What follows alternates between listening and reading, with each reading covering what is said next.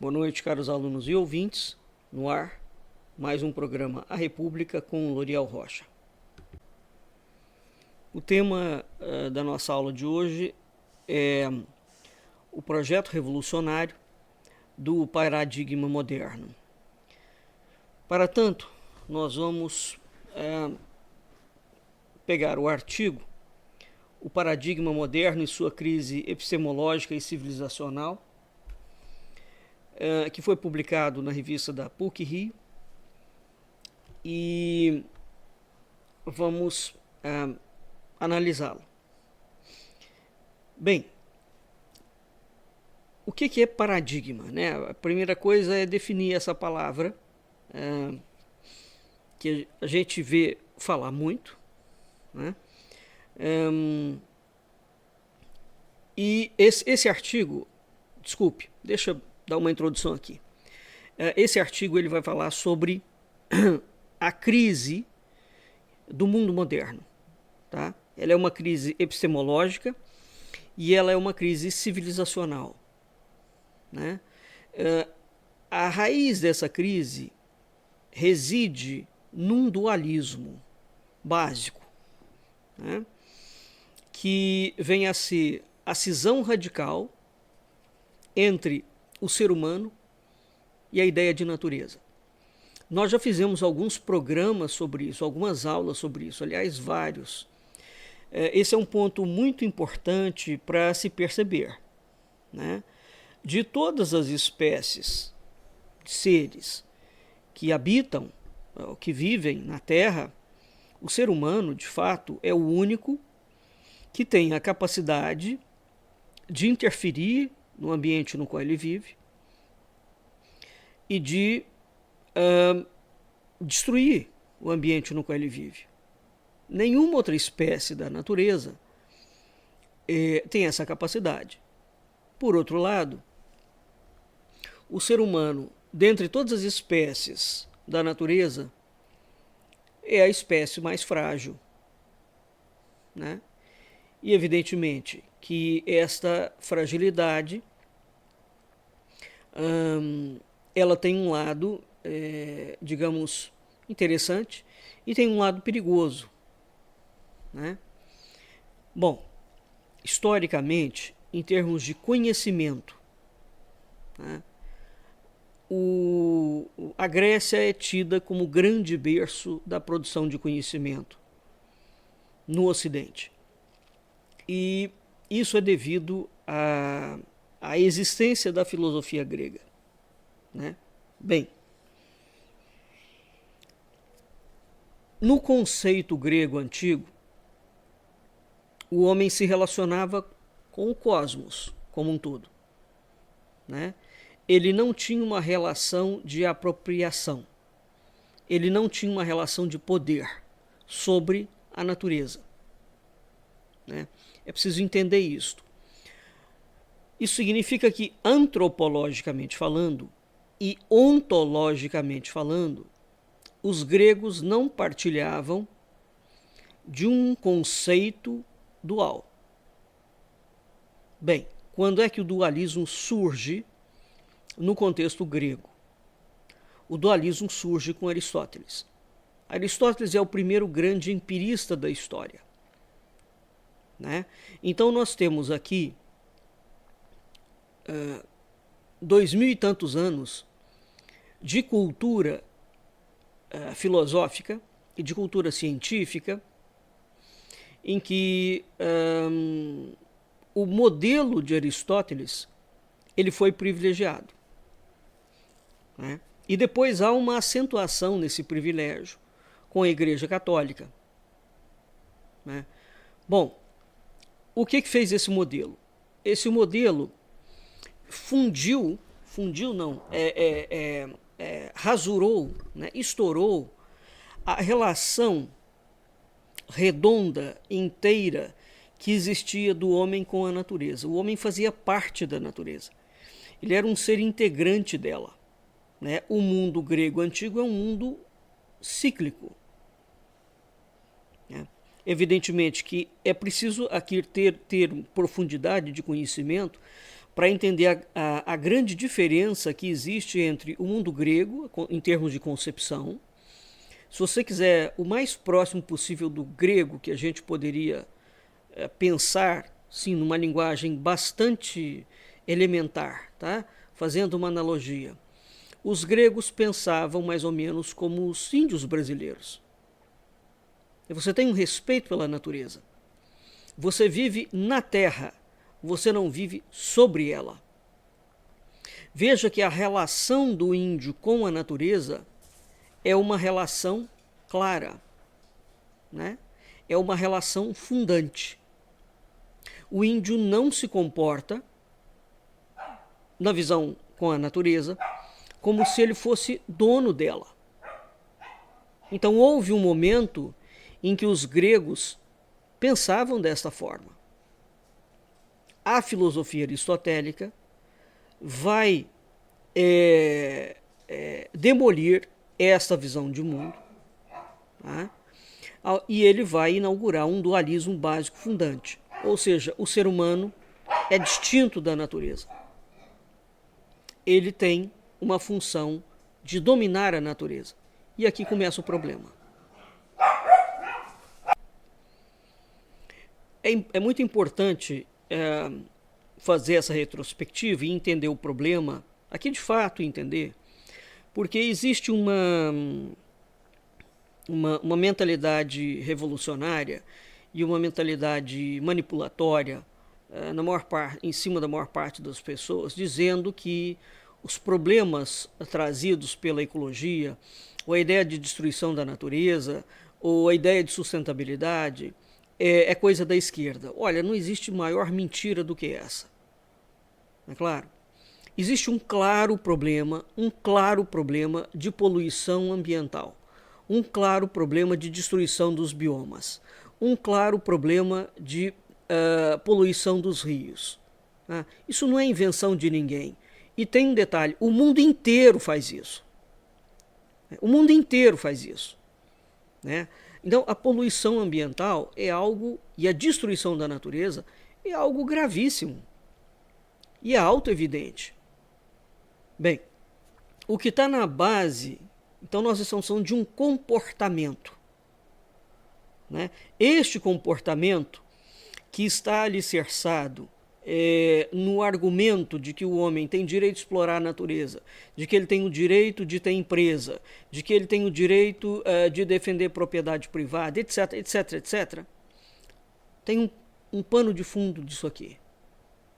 O pano de fundo reside exatamente nesta ideia.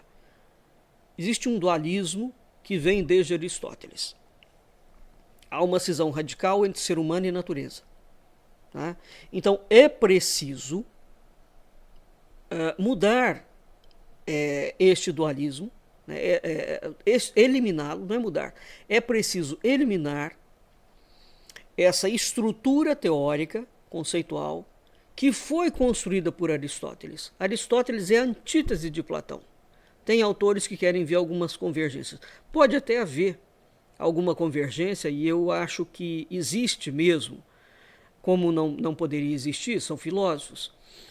Mas Aristóteles era um indivíduo muito mais ocupado em criar uma metodologização de entendimento do mundo que ser propriamente filósofo. Né? Então Aristóteles inaugura um processo de empirismo. Ele divide o mundo para tentar entender. Isso aqui já é um procedimento que está completamente fora do contexto grego. Né? Então, no que constitui o paradigma moderno? Né? O paradigma moderno ele tem essa especificidade. Né?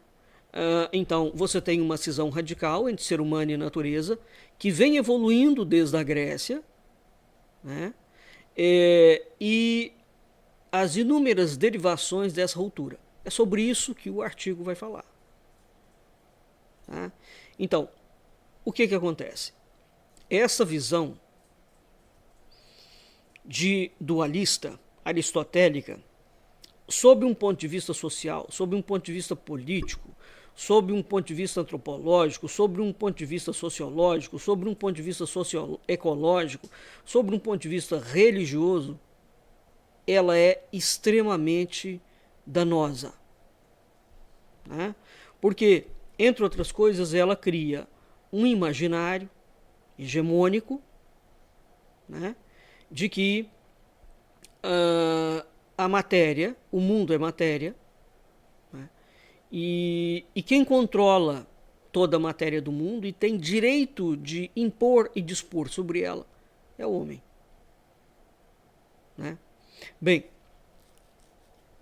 um outro problema que deriva dessa acepção é que o ser humano, ao ser separado da natureza, né,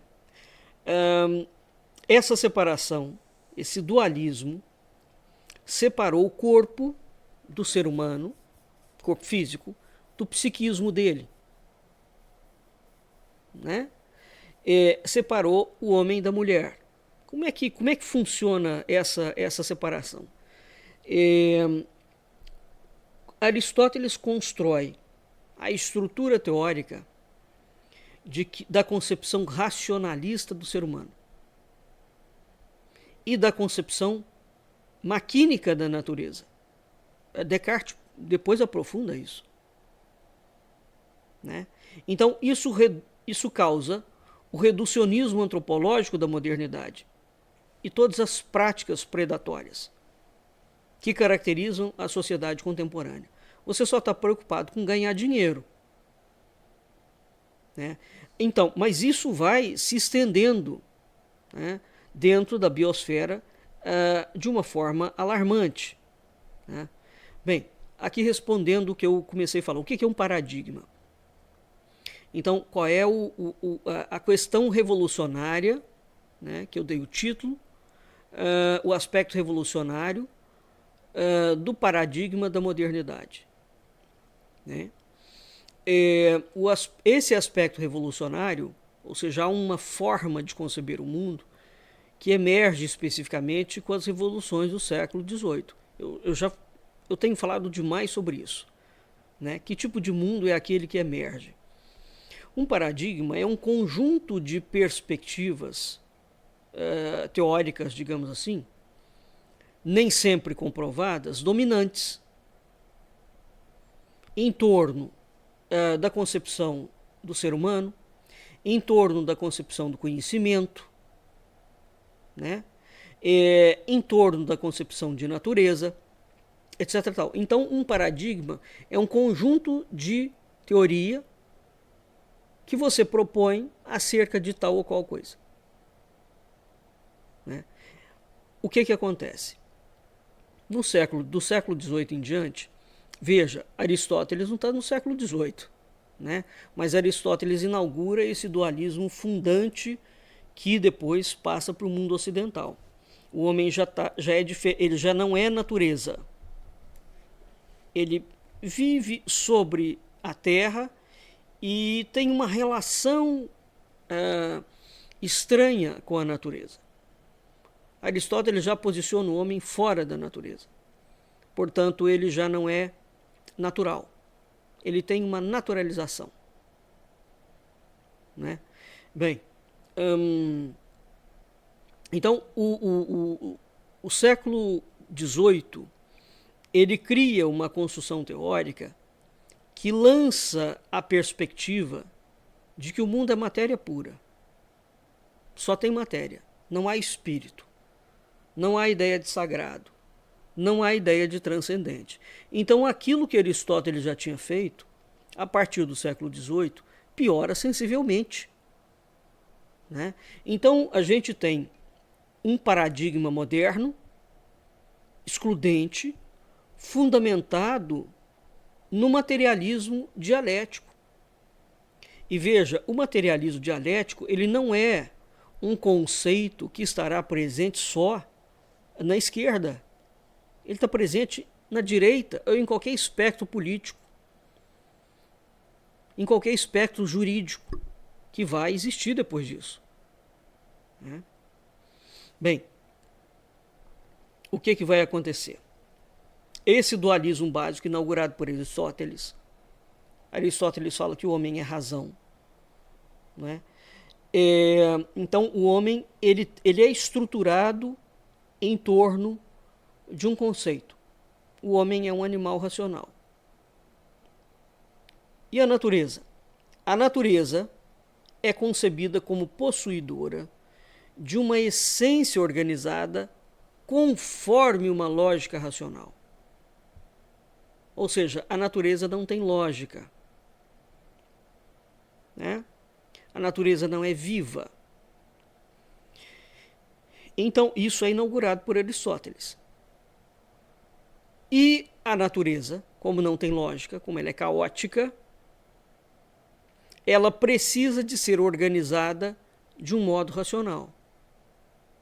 Uma vez que o ser humano foi definido em Aristóteles tão somente pela sua racionalidade, ou seja, ontologicamente o que o define é a razão, né? E uma vez que a natureza não tem razão, ela é desprovida de razão, mas ela precisa de ser organizada, o ser humano é o sujeito, por excelência, definido como racional. Esse sujeito racional é o sujeito racional do conhecimento. Então é ele que domina o conhecimento. O paradigma moderno tem uma concepção específica do conhecimento, que é o seguinte: qualquer teste de ciência, né, o modelo do teste é pautado pela atividade racional do ser humano. Você separa sujeito e objeto, né? Então você tem um sujeito, digamos, neutro, que é separado do seu objeto. Então você tem alguém que é ativo e alguém que é passivo.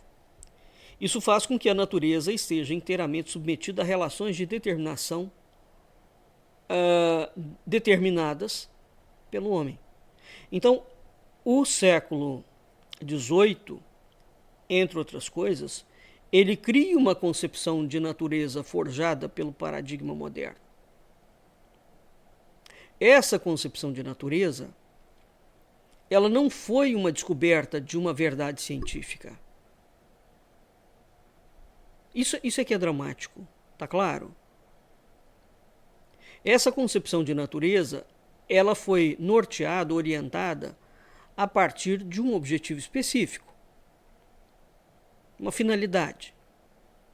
Qual era a finalidade? Tornar possível o maior grau de controle e de manipulação da natureza pelo homem.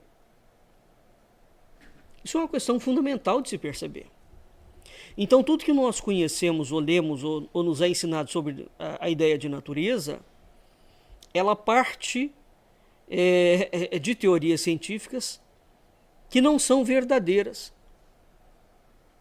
São teorias que buscam métodos e técnicas e conceitos que vão reforçar cada vez mais a ideia de que o homem é razão e é o ser racional supremo por excelência sobre a superfície da Terra, aonde ele tem o direito de dominar toda a natureza, inclusive outros seres humanos. Se ele tiver mais poder, se ele tiver mais cultura, se ele tiver meios de ação.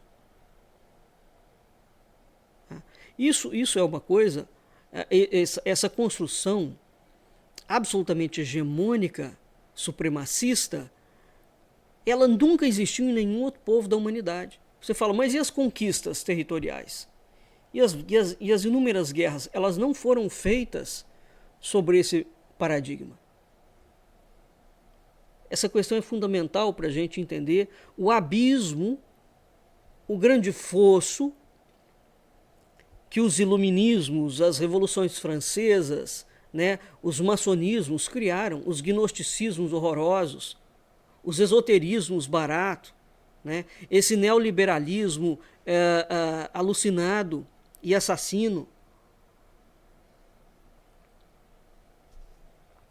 Toda essa gente saída do esgoto do submundo ajudou a planificar esse processo. Então, há um recorte epistêmico, né? Há um recorte cognitivo, há um recorte teórico do homem dominando uma máquina. Todo mundo lembra do Chaplin, né? Era uma crítica teoricamente a outros modelos, mas aquele modelo vale. O homem está ali jogando uma bola. É uma crítica a Hitler, aos sistemas totalitários, mas não é só uma crítica política. Você tem o homem jogando com o mundo, ele controla o mundo.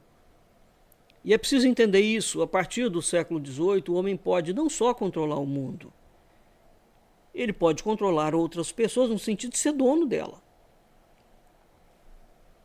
Dono.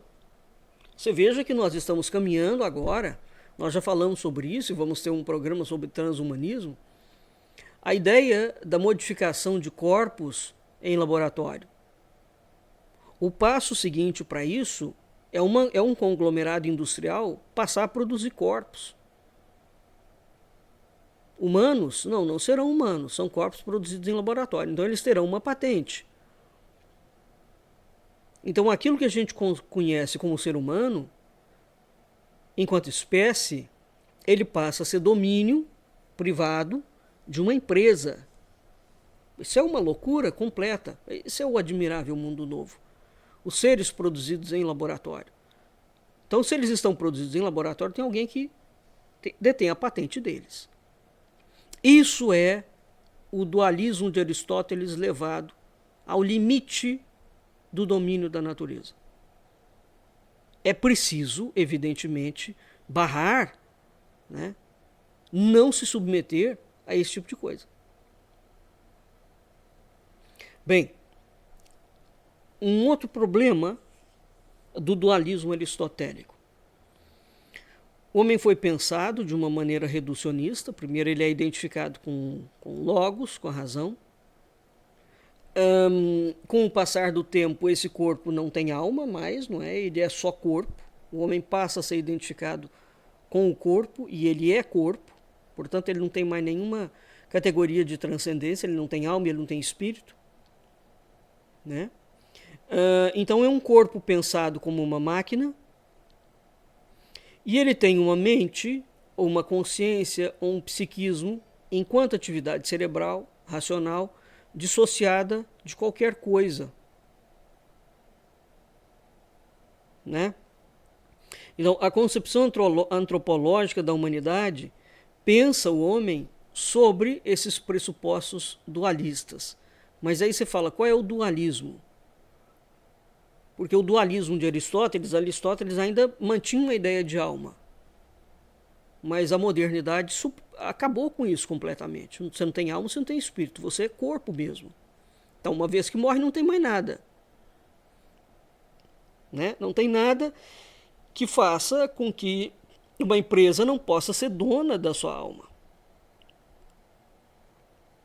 Agora, essa suposição dualista do homem, né, é pensado como dentro de dois aspectos. Tá? O corpo, o homem é corpo. E ele é definido como sendo razão. Uma vez que ele é corpo e é definido como sendo razão, a natureza não tem razão. Ela é caótica. Então o homem tem o direito, como ele é racional, de dominar a natureza. Por outro lado, ele tem um corpo. Esse corpo foi criado pela natureza. E ele está submetido às leis naturais. O psiquismo está submetido aos processos racionais. É como então se a atividade psíquica humana não tivesse paralelo nenhum com a natureza. O cérebro humano evoluiu por conta própria, deslocado da natureza. Né? Então, o homem, ao mesmo tempo que ele é pensado como parte de uma natureza, ela própria é concebida como uma máquina. Né? E a concepção do corpo do homem tem, portanto, uma concepção de máquina. Isso é uma loucura tão intensa e completa, porque não há ancoragem nenhuma no corpo em relação à natureza. Porque esse dualismo não é somente uma divisão arbitrária de uma totalidade em duas partes. Correto? O mundo foi criado por algo. Não interessa que isso é Deus ou se é um Big Bang, tá? Então o corpo humano, ele não é produto de laboratório. Ele veio e ele foi formado e o ser humano nasceu nesse processo de criação do universo. Mas a concepção, o paradigma da modernidade, ele fala que essa totalidade, portanto o cosmos, tem duas partes completamente distintas. O homem saiu biologicamente dessa evolução, mas ele distinguiu-se de algo diferente da natureza e tem coisa que a natureza não tem. Então essas duas partes não são somente antagônicas. Elas são diferentes, essencialmente diferentes. É como se um abacate pudesse gerar, né, um cavalo. Um abacate é um abacate, um cavalo é um cavalo. Ampliando essa questão, na mutilação antropológica dualista, as faculdades de conhecimento do homem ficaram reduzidas a somente uma. Tá? O homem é razão. Pronto. Então toda a ideia de apreensão, de memória, de intuição, de emoção, de sentido, não faz a menor lógica se elas forem pensadas fora da ideia de razão. O psiquismo humano, ele tem aspectos conscientes e ele tem aspectos inconscientes, né? Então essa construção, resumidamente, o que ela faz? Ela dota o homem de uma mente racional. Essa mente racional é separada do corpo e é separada da natureza. Vê a ambos, o corpo e a natureza, como um objeto a ser controlado através de um conhecimento objetivante, né? Ele é fundamentado em relações de poder. Então, nessa perspectiva, o homem deixa de ser visto como alguém integrado à natureza. Ele é separado dela, ele é inimigo dela, ele mantém com ela relação de oposição e de dominação.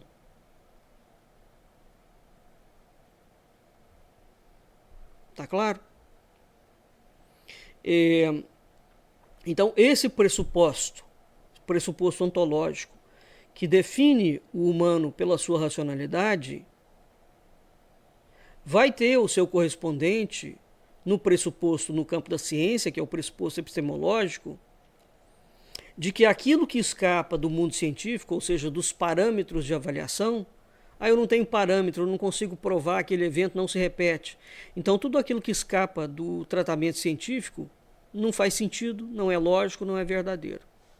Isso é o papel da ciência moderna, né? Então a ciência moderna fala que aquilo que ela não pode formular segundo regras matemáticas e lógicas não é conhecimento. Tá claro?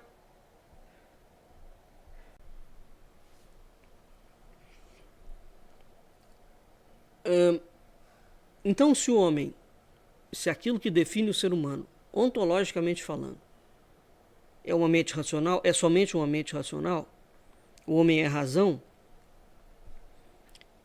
ele passa a ser privado de outras faculdades que o constituem.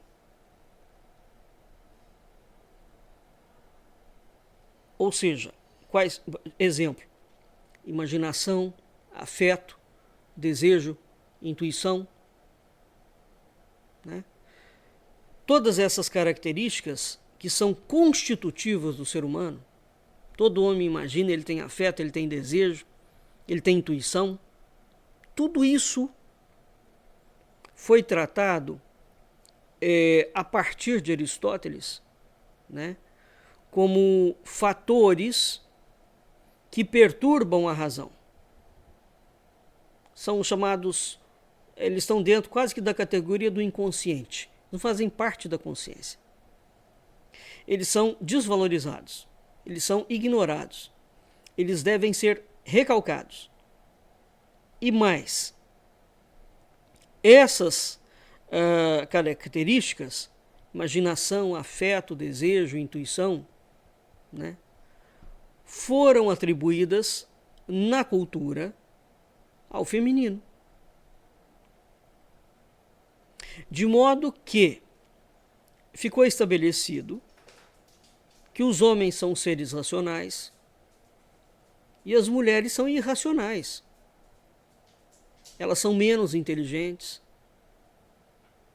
né? Então, a partir desse recorte ontológico, é curioso, porque o homem é razão, o ser humano. Quando eu falo homem, estou me referindo ao ser humano. Mas dentro da ideia de ser humano, porque o macho é ser humano e a fêmea também é ser humano. Então a loucura teórica é tão grande que dentro da ideia do ser humano, eles resolveram falar que somente o macho é racional, ou tem um predomínio exclusivo da razão. As mulheres não são racionais, elas são irracionais, porque predomina nelas essas outras faculdades, que é a imaginação, o afeto, o desejo, a intuição. Então as mulheres tornam-se seres inferiores. Tá claro? Isso é claramente uma cultura patriarcal mesmo. Mas aqui o patriarcal, ele tem um sentido profundo. É preciso entender o problema, a raiz do problema, para não ficar numa discussão idiota de feminista contra machista. A discussão ela é filosófica, ela é ontológica, ela é de essência. Essa discussão ela está baseada nos critérios aristotélicos e depois em todo o processo de construção do conhecimento que o Ocidente fez, inclusive com a Igreja Católica. Né? Olha, o oriental, vamos entender o seguinte: nunca abriu mão de todas as faculdades que o ser humano tem, faculdades materiais e faculdades espirituais. O Extremo Oriente não fez, de fato, em termos de compreensão e de teoria, o que o Ocidente fez. Nem o Islã.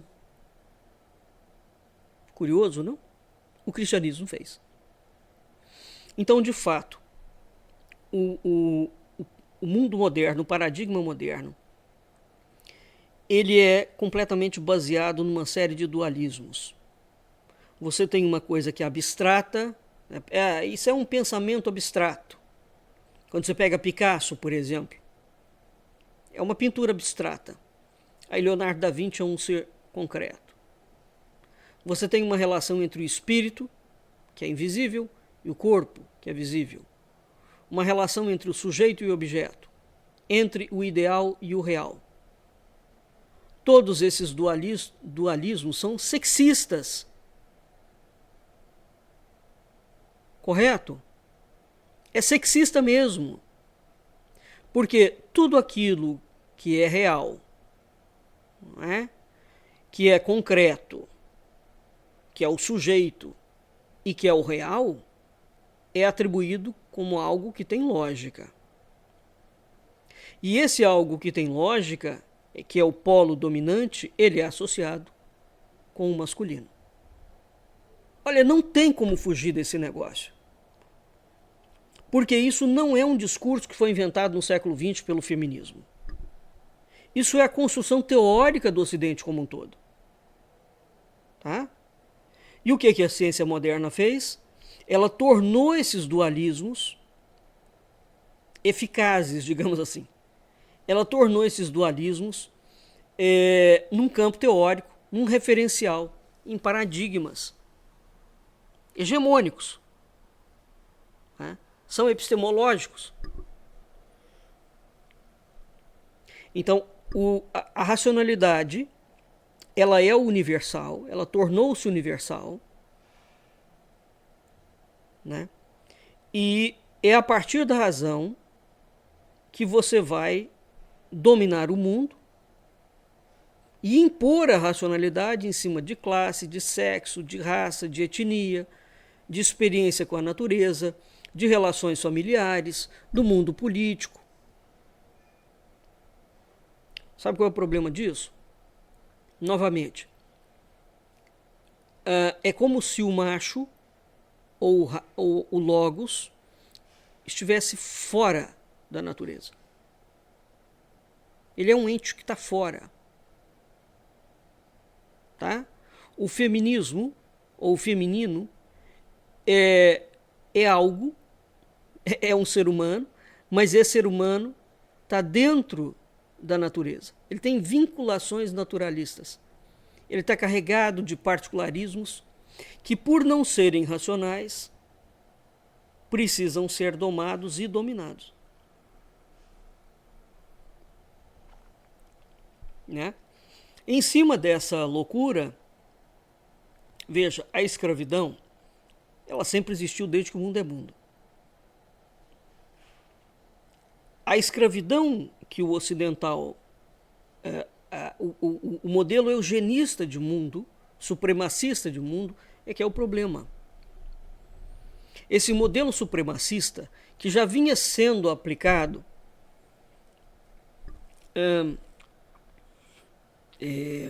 ao longo da construção do conhecimento, né?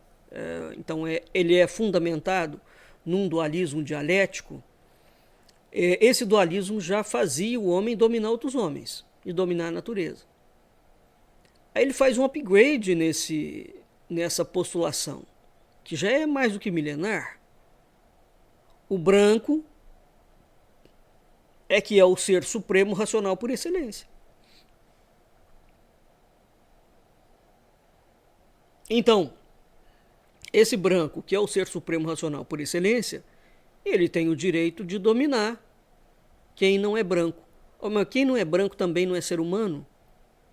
Ué, se o próprio Ocidente categoriza que as mulheres são inferiores, mesmo sendo seres humanos, por que eles não vão fazer a mesma coisa com quem não é branco? Vão fazer. Então, o masculino, não é?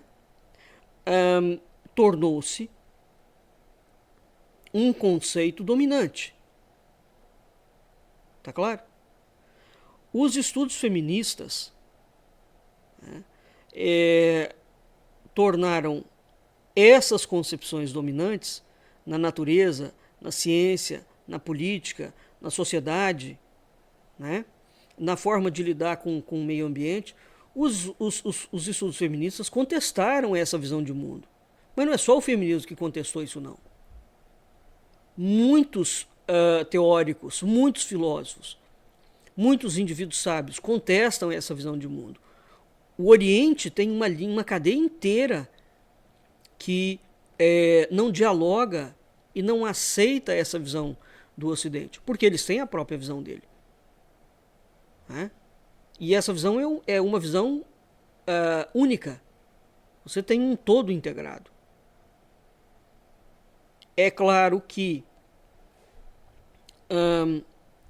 esse conceito, esse dualismo louco que Aristóteles inaugura, né, e que o Ocidente vai cultivando, veja que ele conseguiu permanecer enquanto o mundo não era comunicável, né, enquanto o mundo não tinha internet, não tinha televisão, enquanto o mundo era isolado, as nações eram praticamente isoladas. Ele permaneceu como uma teoria que vicejou e vigorou por mais de 2000 anos, vitoriosamente. Mas a partir do momento que isso se transforma em escala, não é? E que isso é levado à apreciação de outros povos aqui com profundidade, os problemas vieram à tona e ele não se sustenta. Né?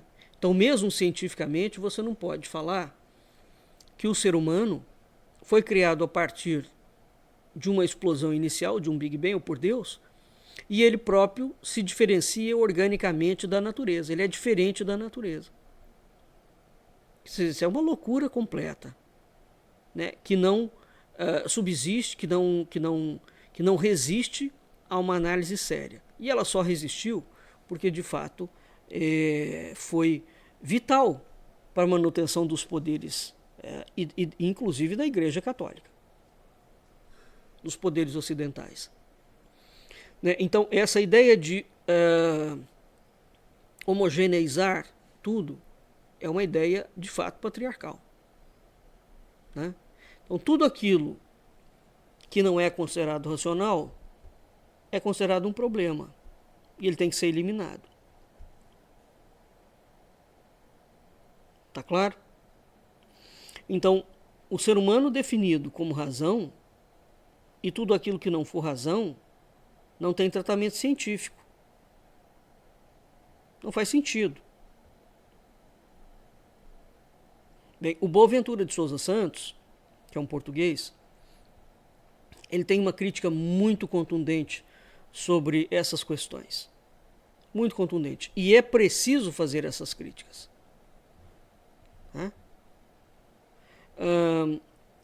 Então, o conhecimento, ele não pode ser um conhecimento que existe para privilegiar qualquer tipo de regulação.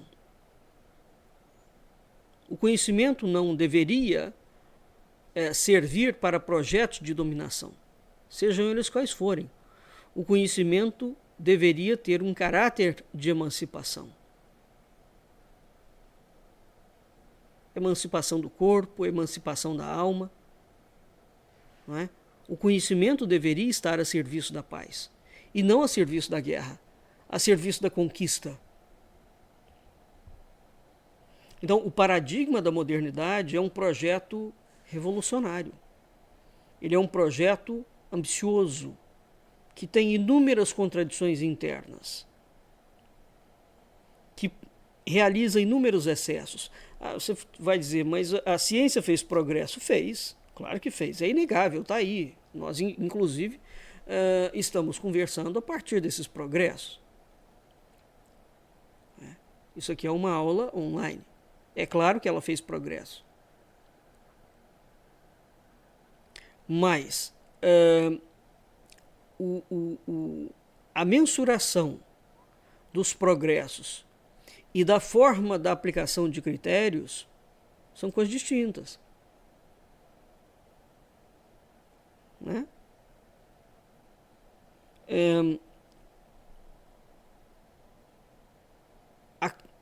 A ciência, ela foi convertida em força produtiva e política. Então hoje a ciência, ela está encampada por certos discursos que se tornaram hegemônicos, e esses discursos colonializam outras lógicas, colonializam culturas, colonializam ideias. Os Estados Unidos, por exemplo, vamos pegar a ideia de imperialismo. O sujeito é dono de uma petrolífera, ele tem concessão para explorar petróleo no país dele, o americano, e ele, para ocupar espaço cada vez maior no mercado, ele compra, instiga dentro do Congresso, dentro do ambiente político, de uma série de coisas, uma sequência de conchavos para invadir um país alheio para tomar o petróleo, que não é dele e não está na terra dele. Isso é um conhecimento científico hegemônico. Tá certo? Então, quando aquele povo, cara, vai e invade a sua terra, quando aquele povo vai e reage, é óbvio que tem uma lógica emancipatória aqui e um direito inalienável, né? Ora, bem, então o que vai acontecendo? O século XVIII, XIX, né? Já no século XIX, a ciência ela já estava categorizada ou implantada como uma instância moral suprema. Ela estava acima do bem e do mal, além do bem e do mal. É muito curioso isso, porque a moral é algo eminentemente humano. Então a ciência passou a ser o grande centro, o grande espaço, que controlava inclusive a moral. A Europa do século XIX, ela estava imersa numa crise moral. Né? Você tinha uma disputa enorme entre os poderes seculares e religiosos. Então a ciência surge como uma nova religião. Né? Uma vez que ela tem um funcionamento interno, ela tem um modelo global, não é? Baseado em certos critérios técnicos. Então essa racionalidade científica é um modelo totalitário que vai ser imposto em todos os povos. Então, assim, se você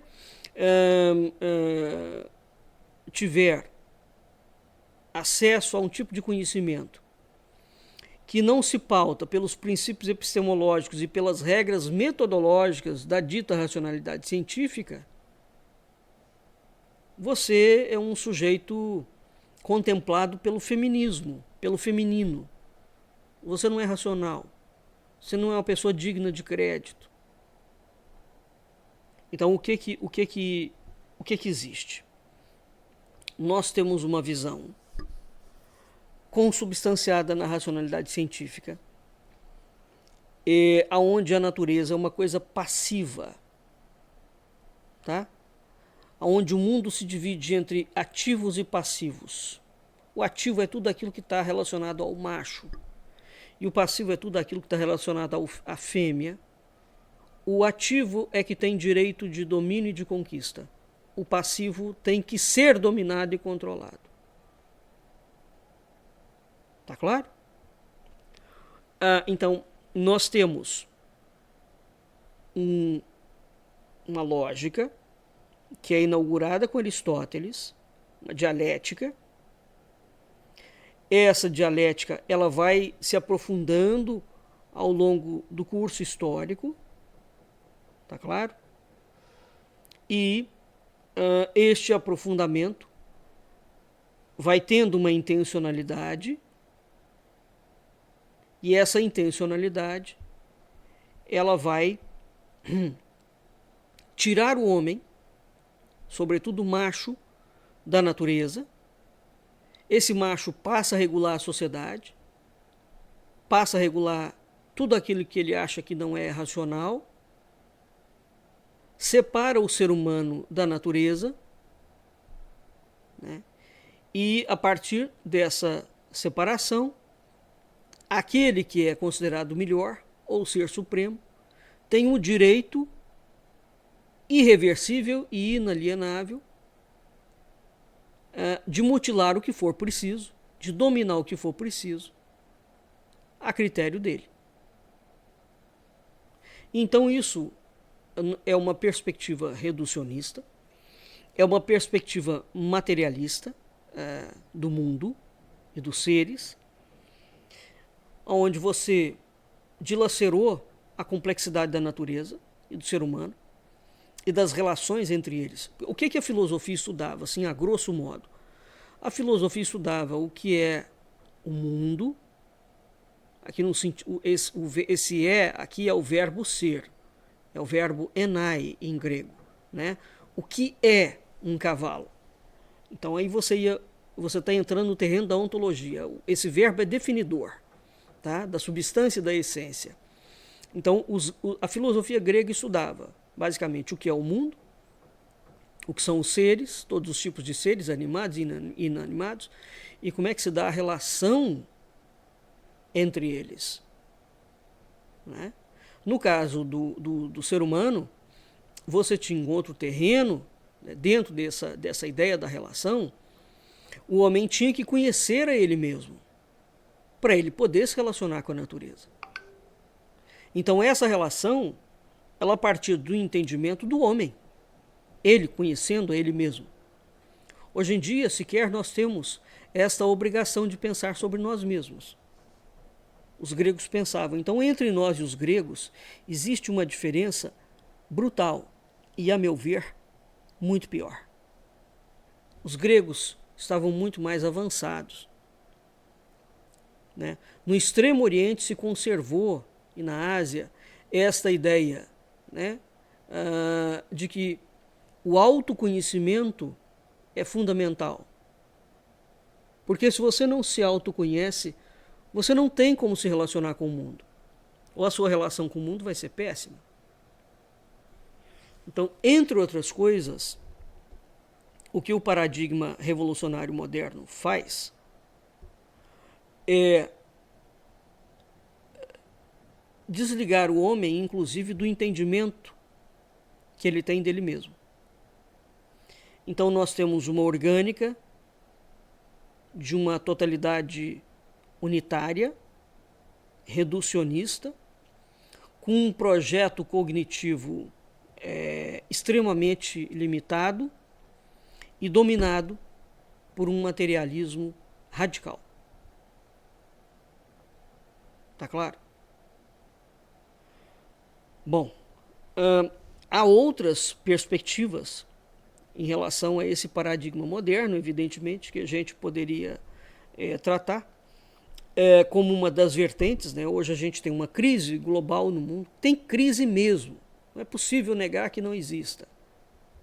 E essa crise está ligada, entre outras coisas, ou substancialmente, no meu entendimento, a essa ideia do homem com o conhecimento, da relação do homem com a natureza. E aí é preciso voltar lá atrás no tempo para entender. Então, quando se fala em desastre ecológico, as consequências do desastre ecológico, é preciso salientar que essa desculpa ou essa visão, ela não está assentada somente na planta ou no bicho.